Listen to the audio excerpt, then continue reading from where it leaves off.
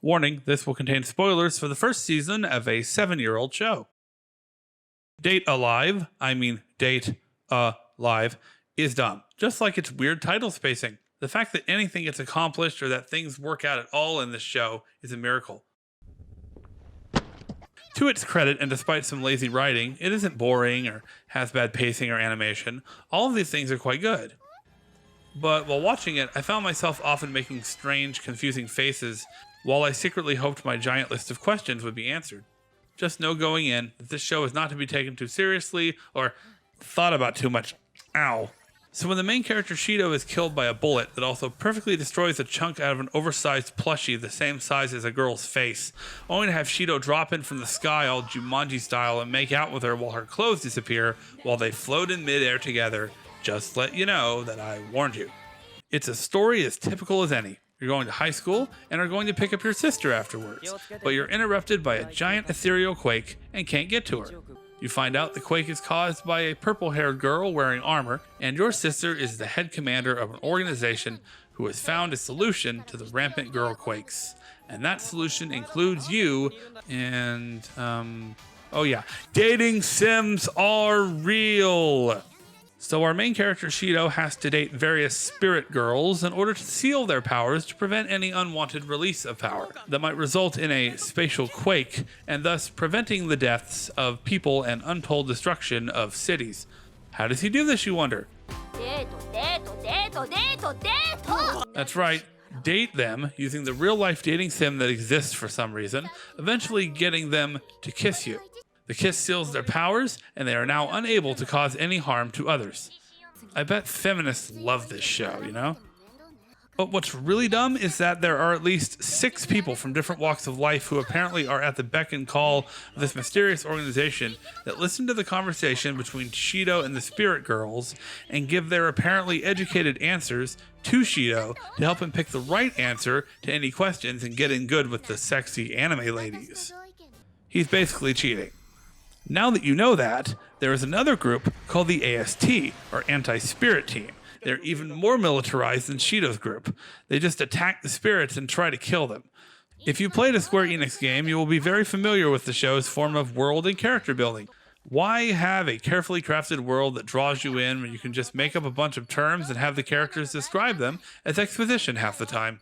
Terms like spatial quake, Ratatosker, AST, quasi-spirit, Saphira crystal, DEM industries, phantoms, Fraxinus, CR units, white licorice. And did I mention that all the different attacks and weapons of the Spirit Girls have different names and references? I want to enjoy a show, not memorize some otherworldly dictionary. The Spirit Girls themselves are an interesting bunch. They are obviously awesome looking and very strong fighters when they are actually fighting, but after they become part of Shido's harem, they can either be completely understanding of Japanese food and culture or completely clueless, depending if the often comedic plot demands it. You know in Persona games how you can't romance more than one girl without the other girls getting angry and messing up your social links? Yeah, that's a problem in this show too. Most of the comedy comes from the various misunderstandings and conflict between the girls. They all want to date Shido, and some of them are made very jealous very easily. Let's talk about the various characters. I'm only going to cover the first season for simplicity's sake, because there are like 16 of these spirit girls and you don't want to be here all day. First we have our main character Shido. He likes his sister, he wants to help everybody, and goes along with this ridiculous premise. He can be easily misunderstood because the plot has to happen, and he doesn't always make the best decisions. Despite this, all the girls want to get into his pants because anime. Even though there are other men in this show, they are not the protagonist, so they get nothing. Good day, sir! Seriously, you have to have some ego on you to write a self-insert male character who gets all the ladies in a harem anime. Unfortunately, Shido isn't going to be inserting himself into any ladies anytime soon. Tohka is next. She's the first spirit he runs into and the first date he goes on. She loves to eat a lot, is very clingy, and easily set off in a downward jealousy spiral if she thinks another girl is after Shido in any way. She constantly has to be reeled back in because of her fragile feelings. She has really cool armor in her spirit form and a sword named Sandalphon after an archangel. You know, after 20 plus years of watching anime, I'm pretty convinced that most Japanese writers just take random names from different world religions, mythologies, and folklore and just throw them into a hat and draw one at random. Yoshino is next. She's the lowly of the group and is barely old enough to avoid the typical ew. She has cool ice powers as well as a giant robot bunny thing, and she looks like some kind of Alice in Wonderland reject. She's naive, of course, and also, well, she's a kid, so, kids cry a lot.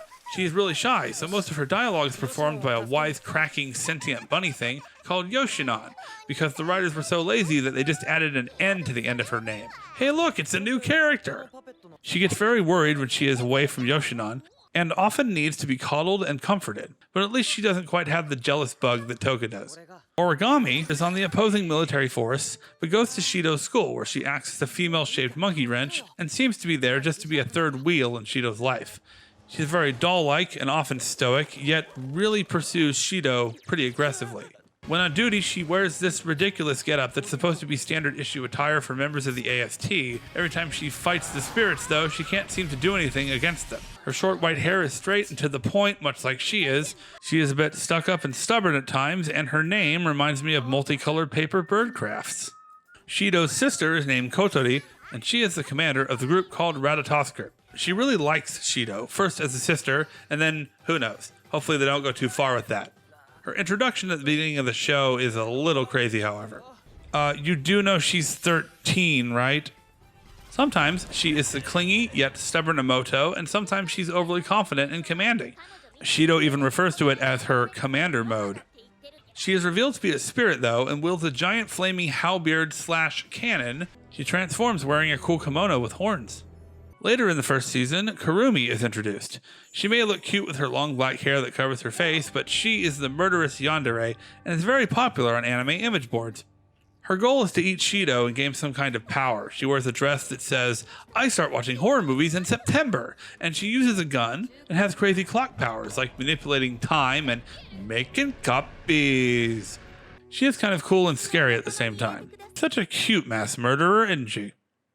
A character that doesn't seem to get enough love is Rain, who is kind and seems to always be in a strange stage of half-awakeness. She works with Shido, guiding him in the ways of the dating sim, but since she doesn't have a big role in the first season, she is relegated to the exposition role. There is that one episode where she smothers Shido with her boobs to calm him down. I wish more women did this in real life. All of the girls are well animated, pretty, and the art design is pleasing to look at. When their personalities clash, it makes for some really funny moments. When there is a battle, it's pretty well done, and some of the girls' powers are cool, and they look awesome, of course. The animation is nice, but unfortunately after they have their date with Shido, finish their tutorial arc, and lose their powers, they basically just have to sit around and wait on Shido and become harem extras. That's when they have a misunderstanding, or see Shido dating another girl as part of his weird job, and get jealous, causing a situation that needs to be resolved. Every girl literally has some kind of meter that tells how stable their mental state is. Yep, that's a thing. There is an entire episode where Tohka sees Shido hanging out with Origami because they have important things to discuss in private. Tohka eavesdrops on them, and since she has been watching a soap opera where a husband leaves his wife, and she can't tell reality from fantasy, she immediately thinks that Shido is leaving her, which causes her mental state to decrease, and she goes crazy, regaining her powers and threatening the city with a devastating quake once more. This reveals two things I don't really like. One is that the tone of the show changes very rapidly from humor to terror. 1 second you're supposed to laugh while trying to be fully invested in the drama a bit later. Comedy can be a good way to endear you to characters, but when the tone changes so much, I don't always have time to adjust. The other issue is the seal that Shido's kiss gives to the spirit girls is unreliable. There's even a line from Rain later in the first season about how the process isn't as effective as it once was. This is just an excuse so the girls can fight or come to Shido's rescue even after the dates and kisses are over. It is also so they can play dress up the spirit girl when they feel like it. Do you want Tohka's school uniform to have more cleavage? You got it. Overall, the show is ridiculous and over the top with its premise, ideas, and situations. The comedy is mostly used to fill episodes, but the show plays all of this spirit fighting power stuff pretty straight. However, it is when the show just embraces the nonsense that it ascends to a legendary status. Case in point, Season 1, Episode 6. Shido is cooking while the girls get really excited about a hot spring they saw on TV. He clears it with his sister, and plans are made to have the double date of sorts at the hot spring. After hearing of this, a perverted shipmate gets taken away by security because he likes to watch. His punishment is to dig a hole for a week. A female commander of the AST is worried about a bunch of things, including her age and whether or not she'll have kids and whether or not she has wrinkles. On top of that, her annual vacation is canceled, but her fellow soldiers want to treat her to a hot spring because of all her hard work, an idea that she is very in favor of. The other ladies are excited as well, except Origami. But then she answers a phone call from Shido and overhears the hot spring plans in the background. So what you have are two groups who are opposed to each other, and they both want to use the same hot springs. What happens next is some of the most insane comedy gold I've seen in a long while. You definitely need to watch this one because I do not have the descriptive powers to do it justice. But I'll try anyway. Tohka goes crazy and totals a car with her feet. There are some funny gags. An AST armor train gets stopped for no reason. Both groups now have to walk. Ratatoskra members have a satellite view of the entire situation and can monitor things, including the AST. The commander leaves, and the sub-commander is still digging that hole. They set traps for the AST using their special Date Town, a fake town that they can use to erect buildings and move the city around as needed to keep them out. Kotori spies on her brother. There are some more funny gags. They detonate C4 with a fan service butt shot. After the AST manages to fight back a little, the town goes into battle mode, where they try to stop the AST with slime missiles, rope traps, explosive takoyaki balls, electric panda tasers, yakitori missiles, slip and slides, sleeping gas, giant white gambling balls, heat-seeking vegetables, and sunset rider bulls. Run to avoid getting killed. Your fetish is probably in here somewhere. Yoshinon gets hit away by a falling missile, and so Yoshino cries an icy rainstorm. Shido, of course, goes in to find him. It all culminates in this glorious shot. And this.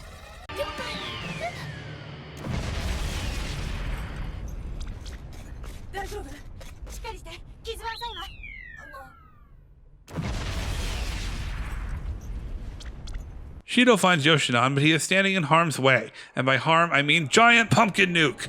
But he's fine because Tohka and the power of plot holes. Finally, they make it to the hot spring, but Yoshinon's head falls off, and the ice from Yoshino's tears freezes the hot spring. Okay. But don't worry, because that guy who was digging a hole found a hot spring. And turns out this new one is co-ed, because of course it bleeping is. This is by far the best episode of the show, because they had a lot of fun with it. If you like action, or comedy, or just want to look at a bunch of sexy, hyper-fighting waifus, this show is for you. But if you want a well-told story, great character development, and a fantastic plot, you might want to look somewhere else. But this is the reason I like anime. It's unconventional, yet creative and passionate. You can see that people love coming up and creating crazy things and letting them run wild. We live in a world where everyone is trying to take something from us. People are disconnected, angry, and depressed. If you can find even the smallest bit of joy in a crazy weird anime like Date Alive, then it's definitely worth watching. This is Dan T from Twisted Banana Productions signing off to go admire my collection of Tohkas and Tojos.